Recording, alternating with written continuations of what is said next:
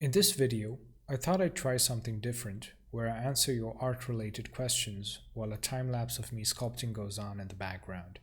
So the first one is from DeviantArt. How do you comprehend Photoshop? I just can't get my head around Photoshop. So many buttons.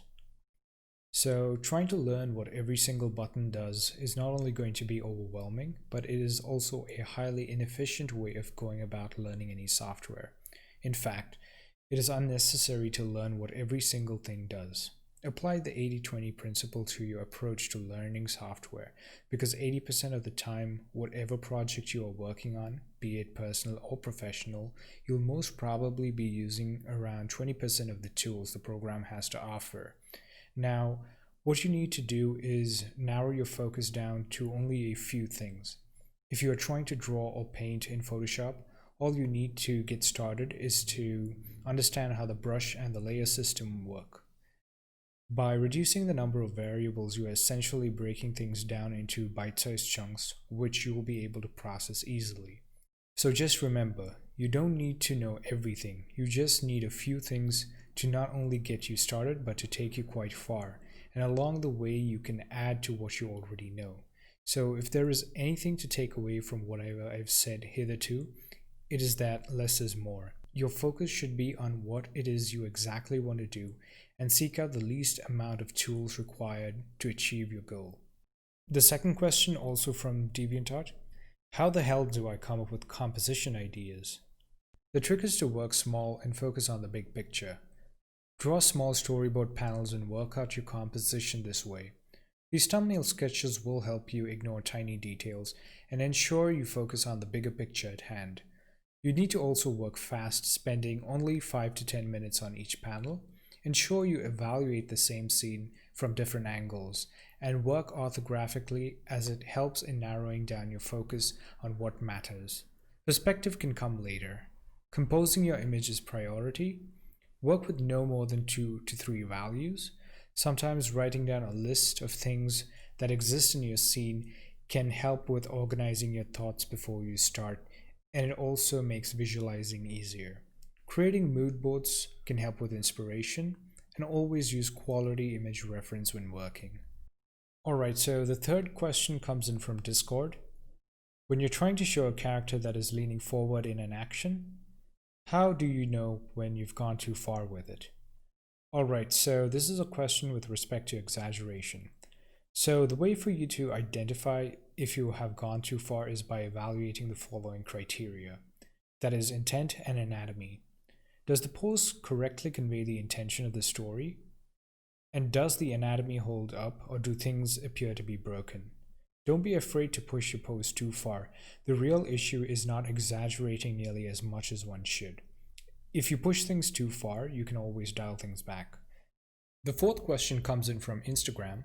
Understanding how light interacts with objects and translating that into art. Any suggestions? To understand how light interacts with materials, you need to learn about the nature of light, the different types there are, and their sources, along with the types of shadows they create. You must also study the physical properties of different materials. To translate this knowledge into art, you need to practice rendering these different types of materials under various lighting conditions. Try to set up your own scene by arranging objects with different materials under different types of lights and paint what you observe. When you are out and about, try to observe how light behaves and write down your observations. To learn more about this in depth, I highly recommend reading James Gurney's book, Color and Light, A Guide for the Realist Painter, and Scott Robertson's book, How to Render. Now, a series of questions from DeviantArt. Speaking in terms of 3D modeling, I always see companies demanding Zbrush experience. How hard is it for the average person to get a copy of Zbrush? Because I've only seen it available for subscriptions for colleges and institutions directly related to the industry. Are there any discounts or availability for students to purchase it on their own?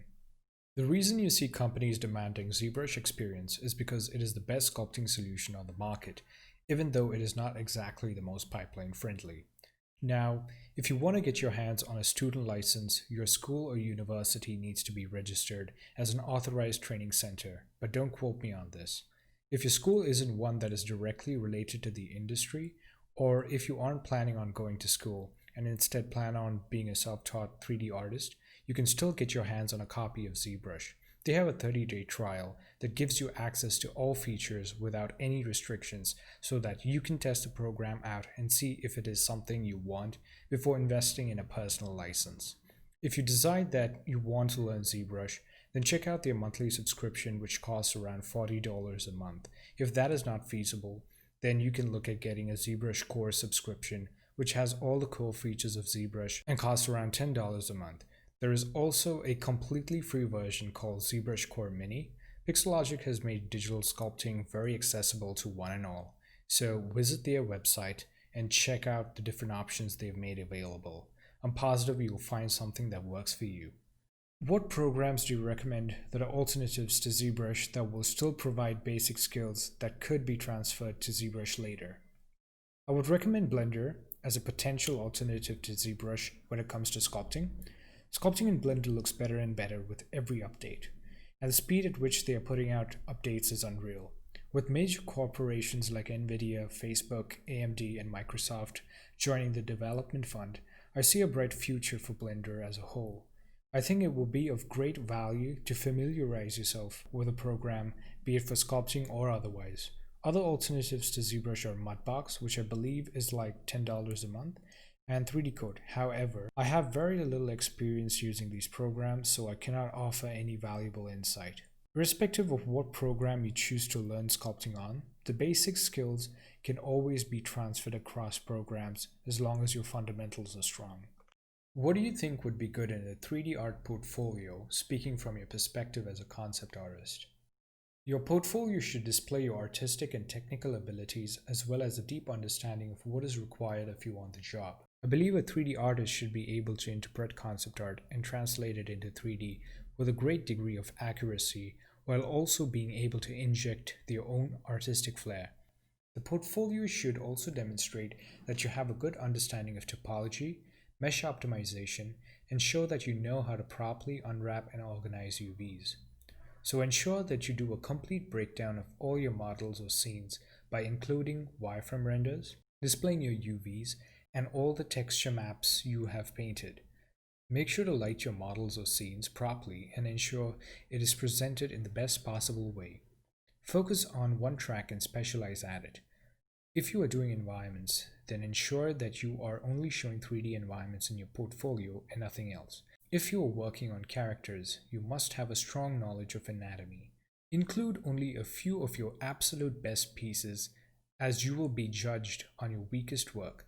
Ensure that your quality is consistent across all your pieces.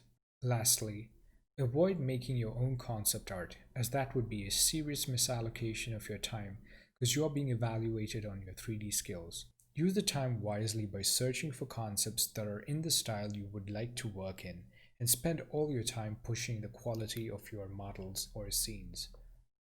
How do you texture your models when you're done? I personally don't do any of what you would call texturing from a production standpoint.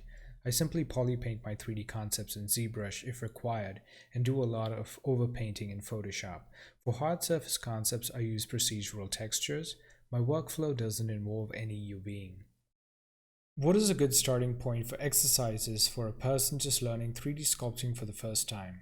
Sculpting highly organic subjects are a good starting point for beginners, as it is more forgiving when you make mistakes because it allows for a large margin of error. Start simple and gradually ramp up the complexity. Sculpting subjects like rocks, trees, and animal skulls are great beginner exercises, as you don't have to invest too much time learning the tools and can get started with sculpting very quickly. Once you gain more confidence, you can sculpt things like bugs, crustaceans, hairless animals, and reptiles. Avoid things like hair and fabrics in the beginning, as it is really hard and can be extremely frustrating. Okay, next question. Can you please talk about how to create realistic shadows without making other parts of the painting drown out? This is in reference to oil paints. Also, if you could talk a little bit about picture composition. I've already addressed composition earlier, so I shall talk a little about how to create realistic shadows. Now, the medium really doesn't matter, as the fundamentals remain the same whether you work in oils, acrylics, or even digitally. In order to create realistic shadows, you must ensure that you are assigning the correct values to the areas in shadow. Plan your values beforehand so that you have better control over your paintings. You must also be able to accurately represent form and cast shadows. Form shadows are an indication of plane changes, while cast shadows are caused due to light being obstructed, and when cast on neighboring objects, they cut across the surface. So pay close attention to these things and pay attention to the edge quality of the shadows. Form shadows generally have softer edges, while cast shadows have harder edges. But this is not always the case, as there are exceptions to this rule. So it is essential to pay close attention to these things when painting. If you happen to be painting from imagination, use tons of reference to inform your decisions. Alright, so that is all we have time for in this video.